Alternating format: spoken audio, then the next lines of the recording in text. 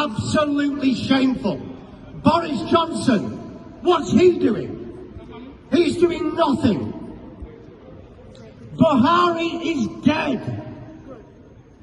Buhari died in London in February 2017. That's right.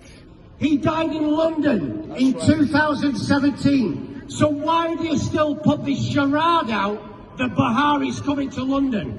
Buhari's coming for medical treatment. The man died in 2017. Yes.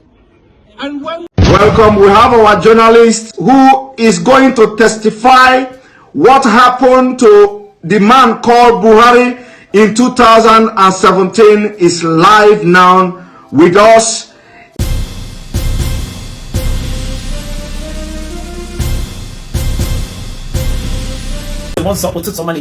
Depending on your time zone and your location, for this particular video from because this particular video. Since the news of the death of the former president of Nigeria, a whole lot of things have been flying on the social media space. When I trend is now the kind of the man like the whole thing is just so funny. The videos of Mazen the kind where he was actually saying a whole lot of things about the death of Buhari has been flying the social media space now, trending everywhere. Because we cool no after Yaradua, no good luck, after good luck, Buhari, after Buhari, the whole videos is flying everywhere. Even some of them like he play on here, but because of copyright claim and the new rules of the social media, or kind of isn't it pleasing now our own platform. But this particular one from Mazen Simon ekpa, he need the yes, because my bros also Mazen the kind of exposition about the late Buhari. And with exposition Mazen Simon ekpa here as well, because he actually brought somebody who actually witnessed or claim that now this thing Mazen the kind of about the death of Buhari in 2017 not be zero. So don't like it settle down, just stick here to this video, watch it from beginning to the end. Can you know all the conversation here? Absolutely shameful. Boris Johnson, what's he doing? He's doing nothing. Buhari is dead. Buhari died in London in February 2017. That's right. He died in London in 2017. So why do you still put this charade out that Buhari's coming to London? Buhari's coming for medical treatment. The man died in 2017. Yes. And when that comes out, seriously, the UK will look the biggest fools on earth. The death certificate's there. It's all written. That's right. There's proof he died in London. He's buried in Saudi Arabia. And yet you keep that quiet as well. How can you keep quiet that a president of a country died 4 years ago and you're still portraying him coming here for hospital treatment? Is that not a farce? Cover up. It's a total cover-up. A total corrupt cover-up by a totally corrupt... Watch the rest of the video, guys. I'll be right back. Hello, good evening or good morning, depending on where you are watching the show from. I want to basically say first, because I understood how Nigeria think and how Nigeria work. They will come up to say, I have been paid. Please, I want to make it very clear. Hope you are hearing me. I want to make it very clear that I have never been paid and nobody paid me for this. The reason why I decided to come out is because of the life that was lost in Nigeria and so many things that is going on at the same time in Nigeria. Hello, can you hear me? Everybody's hearing you. Go ahead. All right, thank you. First of all, I started this on Twitter, but Twitter, they are restricting me. I want to first of all say, you can follow me on Twitter with the name Boris Moro, Boris Moro. Hello. So the whole scenario is that President Muhammadu Buhari, he died on the 19th of February. On the 19th of February, please, those analysts, if you can take notes, take pen and your paper and note these things down. Note them down carefully. I'll be giving you specific things here, specific details right now. Okay, number one, President Muhammadu Buhari died on the 19th of February, the year 2017. He died in Newcastle, in Freeman Hospital, Newcastle. He died as a result of heart disease, which the Nigeria presidency failed to disclose. On the 19th of February, I was in London by the special grace of God. I'm a journalist. I work with one of the Nigeria broadcasting station and one of the leading Nigeria broadcasting stations. So I covered the event in London. He died in Freeman Hospital, Newcastle. I was there. I covered the event. Then, you know, Muslim, they don't embalm people. So on the 20th of February, he was flew into Saudi Arabia where he was buried. I was there live and I covered the event where Aisha Buhari put on white attire. I think you're with me. Go ahead. So where Aisha Buhari put on white attire and the children. Can you pause a bit? Can you pause a bit? And let me remind Nigerians and the entire world that this event he said he covered. He have the video. He have the video. I do. Go ahead. I have all the video. So the Nigeria Aisha was putting on white as a sign of mourning to her husband, who is the late President Muhammadu Buhari. Then the children, according to the Muslim tradition, were putting on black. I have the video, I have the photograph and everything. You understand? Then on the 23rd of February, I was in Ethiopia as a journalist. I moved around. So I was in Ethiopia where the African Union, the AU, held a summit, a mini silence for late President Muhammadu Buhari on the 23rd of February, the year 2017. Hold on, please, hold on. I know that interrupting you is I know this kind of thing is very, very difficult, but please, hold on. Now, you, after covering the event, you went to Ethiopia on the 23rd of April, on the 23rd of February yes. 2017, and yes. You were there at the African Union Summit or whatever. Yes. You covered it with your own camera as a journalist, and yes. you have the video. Exactly. Go ahead. So I covered the events there where the African Union held a minute silence for late President Muhammadu Buhari. So to show their last respect to the late President Muhammadu Buhari of the Nigeria government. Then on the 28th of February, still, which I think is the last day of February, then Queen Elizabeth gave a condolence statement to the Nigeria government in respect of late President Muhammadu Buhari, and which went viral. Yes. So all of these, the Nigeria government led by late Abakari and with the cabal swept under the carpet for selfish and greed reasons. Then on the 2nd of March, Eric Joyce, the ex-British lawmaker, he issued a statement, that a condolence statement to Nigeria for the loss of her president. Are you with me, sir? Yes. Then they swept it under carpet, and the man got angry and came out to say that President Muhammadu Buhari is dead. If President Muhammadu Buhari if they think he is lying, that they should come out to challenge him. You understand what I'm saying now? Yes. They should come out to challenge him in the court of law, that he will come out with every evidence to prove that Muhammadu Buhari is dead. As I talk to you, since 2017, till this minute, nobody from the Nigerian government all across the nations of the earth came up to challenge Eric Joyce, the ex-British lawmaker.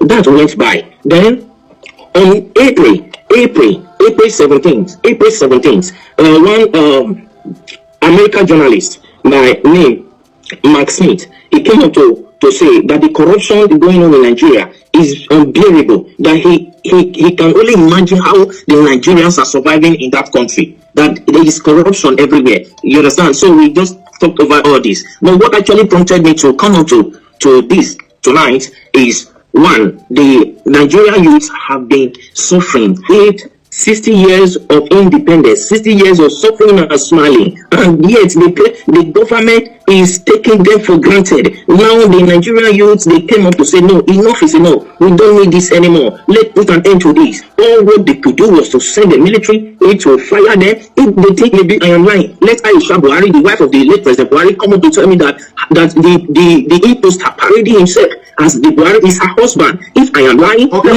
hold it there. First of all, I want you to tell me, because you are one of the best journalists, but people don't know. Like I said, you don't need to mention your name.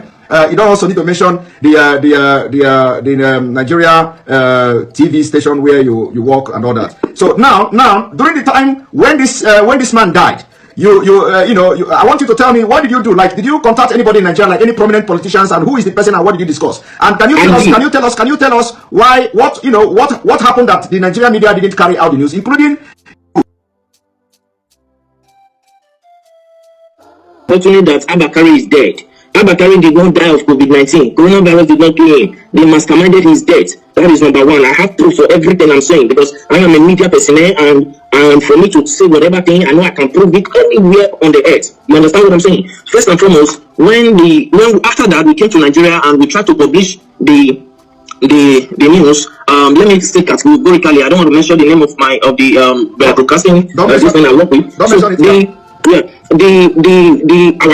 Our firm was suspended by the National Broadcasting Commission, NBC, National Broadcasting Commission, suspended our broadcasting station from airing because we carried the news. Because they know, they have information that you were there. You were there, and you followed everything. So when you came to Nigeria, they suspended your firm. So I'm coming to that, sir. Let's not rush it.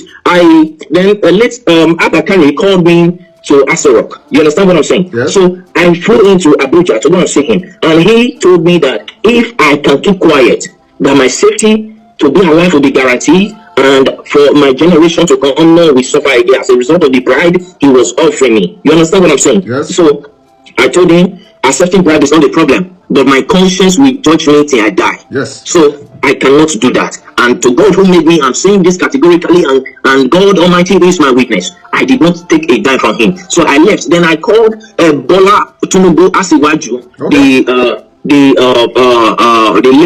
Lagos State richest man on earth. Let me use the word. So I called him on his MTN line. I can call the line now, the MTN line that I use in reaching him. I can say it here. The number is 080-622-40104. That is the number I use in calling Bola Tinubu Asiwaju. So I called him on the phone to tell him about the development, and he came on to tell me that I should shut up, I should keep quiet, and so many other trash and nonsense that he told me that at the end of the day I was suspended from my work. You understand? As a journalist. Okay, hold it there. So you called Bola Ahmed Tinubu to tell Tinubu, of course, you normally call him too. This is not the first time you are calling him, by the way. We normally communicate. Okay, so you called him on this number you called now, 080-622-40104. Yes. And then he tell you to shut up and tell you a lot of things. He specifically, I can still remember, I still have the record of that conversation. You understand? Because as a journalist, you keep record of things, because years to come you might need it. You understand me? Okay. So I still have the record of that conversation. So when I called him, he told me that Nigeria is not like other countries. That Nigeria terms of affair revolve and must continue to revolve around the cycle. You understand now? He told me that it must continue to revolve around the cycle. That the system of governance in Nigeria is different from every system of governance in the world on earth. That in Nigeria, transparency is something that they don't toy with, that they try to hide everything, that it's not everything the masses must know. It's not everything the masses, the people of Nigeria must be aware of. Are you getting what I'm saying, sir? Yes. So he told me, and he offered me money too. He offered me a bribe. He said, as long as I kept quiet, then I called the vice president too, Yemi Osibanjo. You called the vice president too? Okay. Yes, I have his contact, but for security reasons, we don't want to disclose his contact to the public. You understand what I'm saying? Yes, but if you need it one-on-one, I can give it to. No need. Just go ahead. No need. So I called Professor Yemi Osibanjo. I called him. I went to his office to meet him in Asarok in Abuja. So when I got there and I told him, sir, we understood, because I was the one that covered that news. I'm from social place. I introduced myself to him and he welcomed me. He sat me down. I told him this according to the law that I know, because my father is in Nigeria. You understand me now? My father is in Nigeria. My mother is from the British. Is from England. So I told him that according to the laws that I know in Nigeria, when the president died, the vice president automatically will become the president. You understand? As a way of moving the country forward. He said that the Nigerian government is not run in that system. I said, no, when Jonathan was there, that was what happened when the president died. He was the vice president and he came on to be the president. You understand what I'm saying? And he said, please, for my safety, I should keep quiet and go my way. That the course of things will play out by itself in Nigeria. The reason I got to understand that Can you pause a little bit, please? I know that this is very difficult, when I'm, pausing you all the time. So, is it that because of the way you have actively trying to air this news was the reason why you were suspended and sacked or something? I wasn't sacked, sir. I was suspended. Okay, you were suspended. Okay. So was it the reason? Was it the reason you were suspended?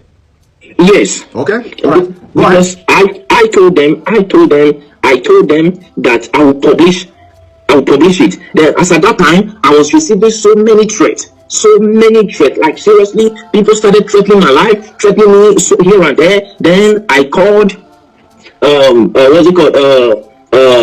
Erufai, because Erufai was there when Buhari was being buried in Saudi Arabia. Erufai was there, the Sultan of Sokoto was there, Ganduje was there. As at that time, then about 10 or 11% prominent people from Nigeria were there, including other people who came to the burial ground. But the people that were there, Erufai was there. The Sultan of Sokoto was there. You understand what I'm saying now? Yes. So when they were burying him in Saudi Arabia, and they started threatening me. At that time, they threatened me. Because I told them I'll publish the video. You understand what I'm saying? Yes. And I understand that many of them are hearing me right now. I understand that many of them will come up to say it's a lie, nothing like that happened. But if any of them can come up to challenge me that this and this I'm saying now never happened, I will be very glad, because I will pick it up from there. I will take it to the court, to the International Court of Law. Let Aisha Buhari come up to tell me that the man who is posting as if Buhari is the real Buhari. I will come up with every evidence, including the video of how he was wrapped with the Nigeria flag, yes, with the green, white, green cloth. Okay. I will come up with the video of everything. Okay, when they come out and challenge me. Okay, hold it there. So actually, the video and all these pictures were taken away from you, but you have your own backup as a journalist. I always have backup. All right. I always have backup. Go ahead. My camera was seized as a journalist. It was seized at the airport in Lagos. Your camera was seized at the airport as you are coming Yes, in Lagos. Okay. Till today that I'm talking to you, I've never set my eyes on that camera. But you have backup. You didn't know that. You know they are Of course, I have all my backup. Even this evening, I was going through the backup. I was playing all of them. I was going through them again. So if they want to debunk this thing, I'm saying that it's a lie. Nothing like that happened. How come the AU, the Africa, our presidents, held a minute silent for them? As at that time, I remember I called the president of Ghana on this issue. The president of Ghana told me that it is not in their interest, that if the people of Nigeria cried out for 30 days, that is when they will take up the case, that the AU will take up the case. As long as nobody has cried out, that it is assumed that they understood what is going on, that Nigeria is not Ghana. That is what the president of Ghana told me. You understand what I'm saying now? Yeah. I understand that many of them are hearing me right now. Let any one of them come up to challenge me. I went to Ethiopia. I spoke with a prime minister, with one of the lawmakers there, and he told me that it is not in their interest. Then I accused him of being bribed. If not, he would have come up with an action, because he is the secretary of the AU, of the African Union. You understand me now? As at then. Yes, as at that time. So I challenged him. I accused him that they have been offered bribe, and he told me that he has never received any bribe from Nigeria, though many of them are coming with proposal. But whether he later accepted bribe, I don't know. You understand what I'm saying now? But the truth is this: Buhari is long dead in Freeman Hospital in Newcastle in London on the 19th of February, the year 2017. He's dead. Buhari is dead. He was buried in Saudi Arabia. Nobody can tell me that he's still alive. Buhari, that I know, if you look, when Nnamdi Kanu came up, you understand, they said that he's talking rubbish. I have never met Nnamdi Kanu on face to face. He doesn't even know me. He doesn't even know whether I'm fair or black. He doesn't know me. And I've never given him anything. He has never given me anything. You understand that? But the truth is, as a journalist, I swear and oath to stand by the truth at all times. Irrespective of what may be at stake, I swear and oath to humanity. And now you no longer work with this television station, and now because of what is going on in Nigeria, you are ready to shatter the table. If I am not answerable to any Nigerian authority, you understand now? When I was suspended, I was waiting if my suspension would be lifted. I waited for a period of 6 months. My suspension was not lifted. Then I resigned.